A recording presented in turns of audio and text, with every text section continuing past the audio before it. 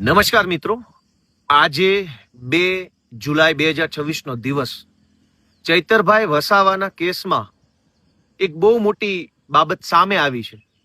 જ્યારે ચૈતરભાઈને જેલમાં પૂર્યા ત્યારના એ દિવસે જે દિવસે ચુકાદો આવ્યો એ દિવસનું જો મારું મીડિયાનું નિવેદન સાંભળ્યું હોય તો એમાં હું બોલ્યો છું કે સરકારી પોલીસ, સરકારી ફરિયાદી, સરકારી સાક્ષી, સરકારી વકીલ બધાએ ભેગા મળી અને ભાજપના ઈશારે નિર્દોષ લોકોને જેલમાં પુરાવાનું ષડયંત્ર કર્યું છે. આ નિવેદન મારું તે દિવસથી લઈ આજ દિવસ સુધીનું છે. હવે આ વિડીયો સાંભળો, બહુ એક રસપ્રદ બાબત સામે આવી છે. આ સાંભળો.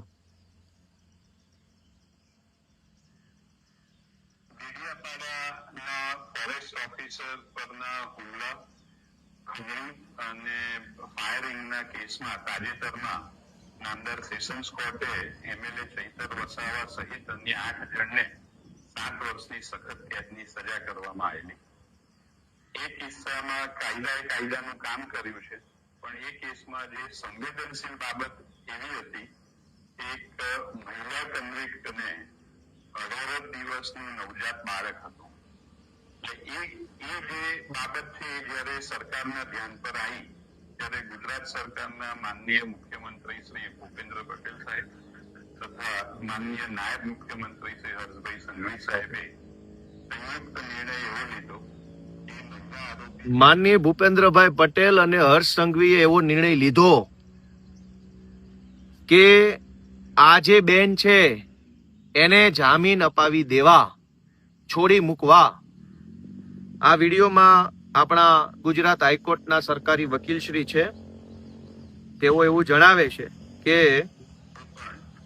જામીન અરજી કરે ત્યારે સરકાર તરફે એટલે ગુજરાતની હાઈકોર્ટના માનનીય સરકારી વકીલ શ્રી એવું જણાવે છે કે ભૂપેન્દ્રભાઈ અને હર્ષ સંઘવીએ સીધી સૂચના હાઈકોર્ટના સરકારી વકીલ સાહેબ શ્રીને આપી અને વકીલ સાહેબ શ્રીએ હર્ષ સંઘવી અને મુખ્યમંત્રીની સૂચના પ્રમાણે કોર્ટમાં કામ કર્યું, જેના કારણે શકુંતલાબેનને જામીન મળી ગયા.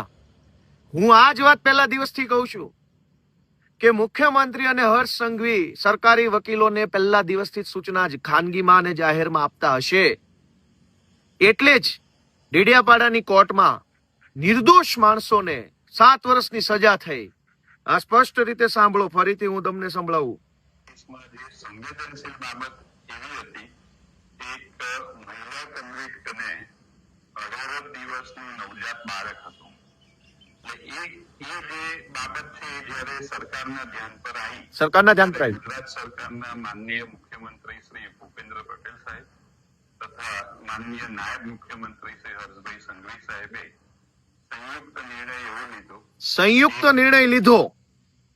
હર્ષ સંઘવી અને ભૂપેન્દ્ર પટેલે સંયુક્ત નિર્ણય લીધો કે ચૈતર વસાવાને ખોટા કેસમાં 7 વર્ષની સજા પાડી આદિવાસી સમાજને જાગૃત કરે છે એ કામ રોકવાનું છે.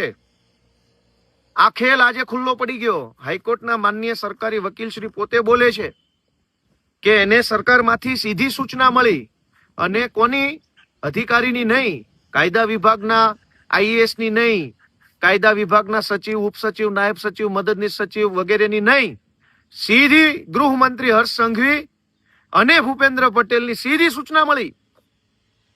તો એનો અર્થ એમ થયો કે આખા કેસની અંદર સીધી સૂચના ત્યાં બેઠેલા 2 માણસોએ આપી છે, ચૈતર વસાવાને જેલમાં પૂરવાની. અને હવે એવું કહેવામાં આવે છે કે માનવતાનો સંવેદનશીલ અભિગમ રાખ્યો. ભાઈ, ડેડિયાપાડાના કેસમાં રાજપીપળાની સેશન્સ કોર્ટમાં પણ સરકારી વકીલ હતા જ. તો રાજપીપળાની સરકારી વકીલ જે કોર્ટમાં સરકારી વકીલ છે એને મુખ્યમંત્રી અને ગૃહમંત્રીએ કેમ માનવતાનો સંદેશ ન આપ્યો? ત્યાં તો સરકારી વકીલે જે કાંઈ દલીલો કરવાની હતી એ કરી, ખોટી સજા પડાવડાવી. અને હવે મુખ્યમંત્રી સંવેદનશીલ થઈ ગયા, ગૃહમંત્રી માનવતાનો અભિગમ દાખવતા થઈ ગયા. શું કામ? કેમ કે આજે ડેડિયાપાડાના પીઠા ગ્રાઉન્ડમાં 1 લાખ આદિવાસીઓ એકઠા થયા ને એટલે માનવતા યાદ આવી. પહેલા તો તમે અમાનવીય કૃત્ય કર્યું. 18 દિવસનો એક દીકરો હોય એવી માને જેલમાં મોકલી. અને હવે આદિવાસી સમાજ આક્રોશમાં આવ્યો, જાગૃત થયો, બોલતા થયા કે કેમ અમારા નેતાને જેલમાં પૂર્યા છે. તો માનવતા યાદ આવી ગઈ હર્ષ સંઘવીને. અને માનવતા યાદ આવી જ છે તો માત્ર એક બેન પૂરતી કેમ, એ બધાય નિર્દોષ જ છે. તમારી રાજકીય લડાઈ ચૈતર વસાવા સાથે છે, પણ આ કેસમાં 9 આરોપી પૈકી ચૈતર વસાવાને બાદ કરતા બાકીના બધા જ માણસો બિન રાજકીય છે, ખેડૂતો છે, એમની પત્ની છે, એમની દીકરીઓ છે. તમને માનવતા જ યાદ આવી તો બાકીના બધા લોકોને કેમ જેલમાં પૂરી રાખ્યા છે? હર્ષ સંઘવી અને ભૂપેન્દ્રભાઈ પટેલને એટલી જ વિનંતી, અને ગુજરાતભરના આદિવાસી સમાજને મારી તો એટલી વિનંતી છે કે આખો રાજકીય કેસ છે, આખો રાજકીય સ્ટન્ટ ઉભો કરવામાં આવ્યો છે. આજે હાઈકોર્ટના સરકારી વકીલ શ્રી જે બોલ્યા છે એનાથી સાબિત થઈ ગયું કે આખા કેસની અંદર મુખ્યમંત્રી અને ગૃહમંત્રીને શરૂઆતથી લઈ અંત સુધી બધી માહિતી છે. છેલ્લી વાર આ વિડીયો સાંભળી લો શું બોલે છે. મહિલા આરોપી જ્યારે પણ સાંભળો. એ કિસ્સામાં કાયદાનું કામ કર્યું છે, પણ એ કેસમાં જે સંવેદનશીલ બાબત એવી હતી, એક મહિલા કન્વિક્ટને 18 દિવસનું નવજાત બાળક હતું. એટલે એ જે બાબત છે એ જ્યારે સરકારના ધ્યાન પર આવી ત્યારે ગુજરાત સરકારના માનનીય મુખ્યમંત્રી શ્રી ભૂપેન્દ્ર પટેલ સાહેબ તથા માનનીય નાયબ મુખ્યમંત્રી શ્રી હર્ષભાઈ સંઘવી સાહેબે સંયુક્ત નિર્ણય એવો લીધો કે મહિલા આરોપી જ્યારે પણ જામીન અરજી કરે ત્યારે સરકાર તરફે એનો કોઈ પણ જાતનો વિરોધ કરવાનો નથી. જેથી એ સૂચનાને અનુસરીને ગુજરાત સરકારના પ્રોસિક્યુટર તરીકે સૂચનાને અનુસરીને જ્યારે નાંદેડ એટલે હાઈકોર્ટમાં કે સરકાર સૂચનાઓ આપે છે, અને સરકાર સૂચના આપે એ તો હું સમજુ છું, પણ સરકાર સૂચના આપે તો સરકારનો કર્મચારી અધિકારી એનો ઓથોરાઇઝ માણસ આપે. મુખ્યમંત્રી ક્યારેય કોઈને સીધી સૂચના ન આપે.